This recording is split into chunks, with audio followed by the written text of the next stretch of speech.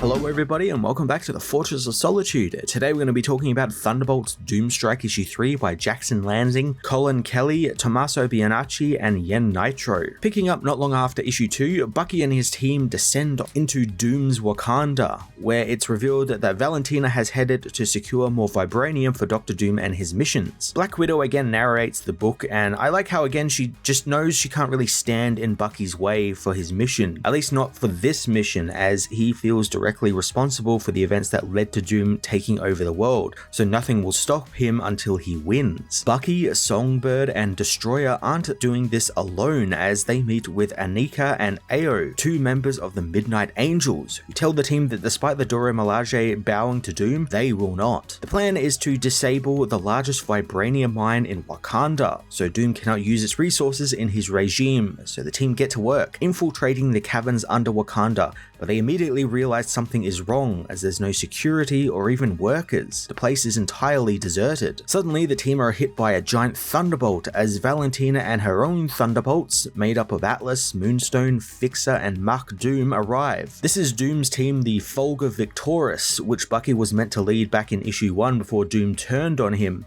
But what's really cool about this is that this is just the original lineup of the Thunderbolts back when they were formed in the 90s, meaning we get this neat old versus new through line happening here with the story. The old team isn't without its upgrades though, as Mark X has become Mark Doom, though he is still claiming to be Abner Jenkins. Mark's place on the team is there for a reason as well, as it's to throw Songbird off, as her and Abner had a romantic relationship and she thought he died, meaning she now has to fight this person who potentially has her lover's face and mannerisms. Songbird refuses to hide from Mark and takes the fight to him, as the rest of the team are shielded from the explosion by Bucky's shape-shifting arm. Fixer, however, uses his powers to turn Bucky's arm into liquid metal, causing it to melt right off his shoulder. There is a cool dynamic going on here where Bucky's team is just, full of freelancers, people, Bucky has promised, he'll either pay or see something that they'll get something in return for doing this. So they don't really work well together. And then on the other side of that, you have the original Thunderbolts who've, been doing this for years. So they're kind of this well-oiled machine. They work well in tandem. They know what their mission is. It's what Bucky wants his team to be, but he just can't seem to get it there. Since Fixer disabled Bucky's arm, Atlas comes in, smashing the team apart and separating the members so each of the Thunderbolts has someone to fight. The original Thunderbolts are really good at shit-talking as well, and while you can consider them losers, they do have the upper hand here as they goad Bucky's team really well, keeping them all separated and in one-on-one confrontations. We get a bunch more of Valentina's whole manipulation thing, which at first I liked, but it just keeps coming back in that it doesn't seem to evolve anymore. It's just her saying that she's very well aware of what Bucky is planning and kind of just repeating the same things over and over again, which in a way I guess is the point. These villains don't move on from anything, especially when they're in a regime like Doom's, a dictatorship.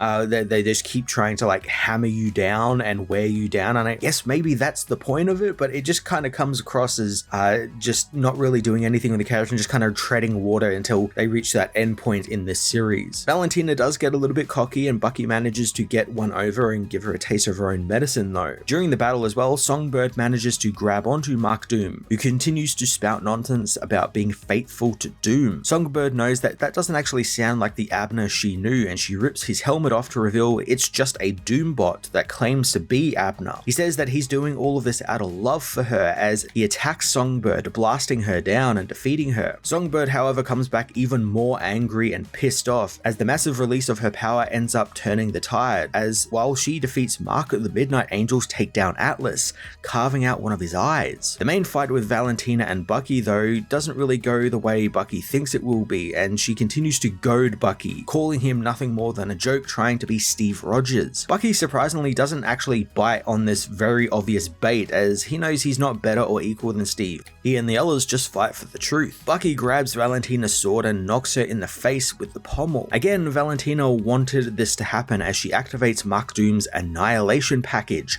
planning on blowing up everything, including her team as well, something that they weren't actually aware of, and actually begin kind of turning on her once they realize that she's willing to sacrifice them. As with every other instance before, Valentina has accounted for Bucky's moves here and reveals that if a bomb is set off in a vibranium mine, the energy from it would be absorbed by the metal, but then cast out in an explosion bigger than even Shelbyville. That itself is a neat idea, using a vibranium mine as a bomb. Like, that's a pretty cool idea, but I just hate all of this accounting for Bucky's possible moves thing. Is like, no way she could even predict everything that he's going to do down to the letter. There is that through line though in One World Under Doom, and it's one thing that's actually a main plot point of the main book, which is that Doom has been able to win against these heroes for some unknown reason, which will eventually reveal itself very soon. But there is like an actual plot reason behind it all, and I guess that kind of extends to her here as well. It's just kind of doing the cart before the horse sort of thing, where that wasn't set up when this was all happening. So yeah, just kind of like the timing doesn't really work out. Without thinking about it, Bucky surrenders, which the Midnight Angels aren't too pleased about, escaping before Valentina can capture them. Bucky is soon knocked out, and he wakes up later in the dungeon of Dr. Doom, who tells him his revolution is done for, but there is still salvation to be had. I'm glad Doom is now back into this book, since I was worried that he would be in that first issue then kind of just disappear and not appear because, you know, he's doing things over in the One World Under Doom main book. It's finally going to give us a chance to reapproach Bucky and Doom's relationship that we saw in that first issue and kind of build off what they had before this book, where, you know, they teamed up to take down Red Skull, and explore more about how Bucky kind of blames himself for all of this and blames himself for, you know, giving Doom that path towards having the Sorcerer Supreme power and all of this stuff to happen because he helped him and Natasha kill Red Skull. On top of Doom's return, we also learn that Black Widow has been taking information from an informant in the Thunderbolts this entire time, and while it's not outrightly said, it's very clearly Fixer who has been relaying messages to Natasha behind Valentina's back. They did set up in this issue that Fixer didn't know like anything that was going to happen with Valentina, with her the bomb in the vibranium mine, and that kind of like shook his trust in Doom and Valentina. So I'm guessing he's trying to make amends for that, because